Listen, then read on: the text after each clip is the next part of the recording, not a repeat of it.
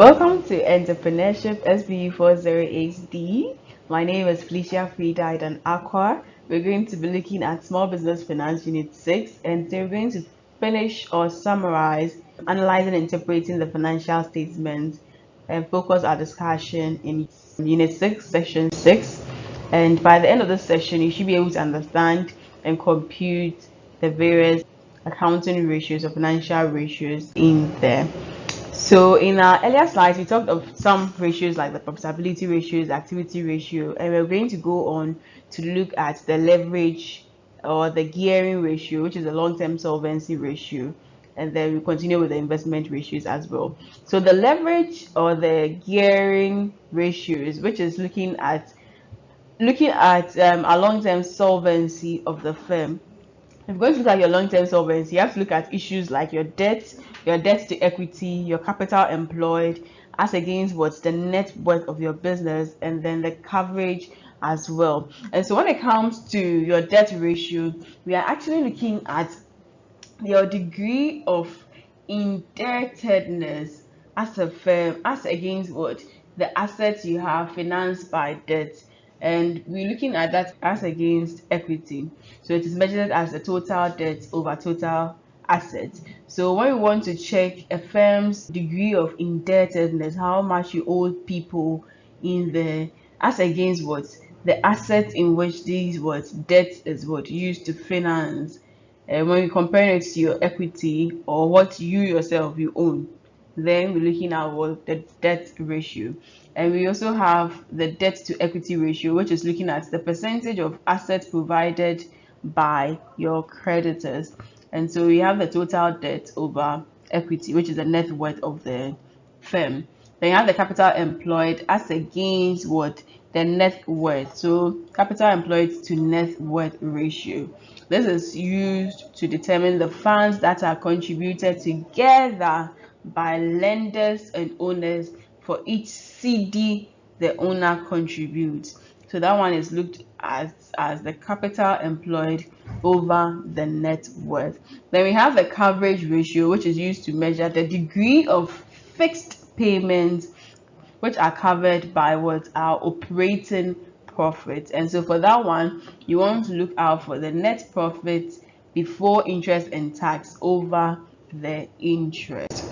Then we have our investment ratios, which is also looking at the potential and actual growth rate of your business. And so these ratios actually help equity shareholders and other investors to actually find out what the value and quality of their investment, especially in the form of what ordinary shares. And we made mention of what shares as a form of what long-term finance, and we said there was ordinary shares or the equity shares and then the preference shares in there. So for us to be able to do this, we have what we call earnings per share. You want to see that the CD amount on a share of a stock during the reporting period. So that's calculated as the earnings available to ordinary shareholders as against what's the number of ordinary shares in there. Then you can also do the dividend per share to look out for the amount of dividend which is payable to what each share in that particular what accounting year.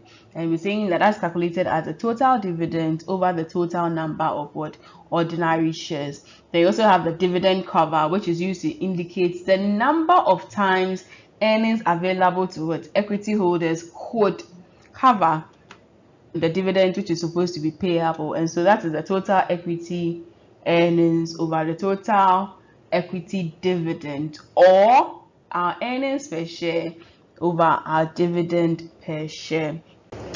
Other investment ratios too is the payout ratio, where we're using to look at the dividend as against what equity earnings. So that is equity dividend over equity earnings. And we have the price per earnings ratio, which is also used to indicate the number of years purchase of earnings that make up what the current market value of your ordinary shares in your company. So that is also an indicator for a future performance of your firm, and is the market price per your ordinary shares as against your earnings per share. Then we have the earnings yield, which is actually to look at the potential returns on your investment. So it highlights the amount earned on ordinary shares as against what? The market price. So that is the earnings per share over the market price per share. Then we also have the dividend yield, where you want to see the current returns actually received on your investments by what? Ordinary shares. And so it's simply the dividend per share over the market price per share. So some of the limitations to ratio analysis is that one, the selection of the appropriate basis for comparison is often difficult and it may be misleading. The other thing too is that there are actually different conditions that exist in one business in a different year. So every year and the things that are happening in the business which can actually affect it. And so sometimes you can't just rely on the ratios to actually make your decisions or to go strictly by it in looking at how profitable or how your firm is what is actually running. Then you also have instability of price levels may actually negate the potency of performance ratios as a means of what? Assessing operation performance and make interpretation of ratios unreliable unless adjustments are made for price levels. And we're saying that many accounting ratios also use what? End of year figures, which might not be a true representation of actual situations which happened in the whole what? Accounting period. And if ratios are computed on the basis of historical cost, then it means that their relevance may not really what show what current situations happenings in the current running of the business. And so when you look into your textbook, there are some examples in there which you can use to practice and solve the ratios. If you don't solve it, it's not going to be at your fingertips. You can memorize the formulas, you can understand it, but once you solve it, then you get more what oriented towards it. So do well to solve the examples in your entrepreneurship book as well.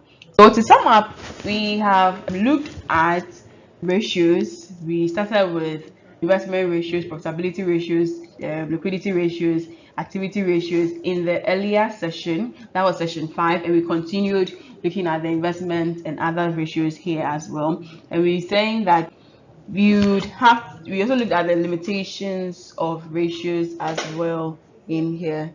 Thank you.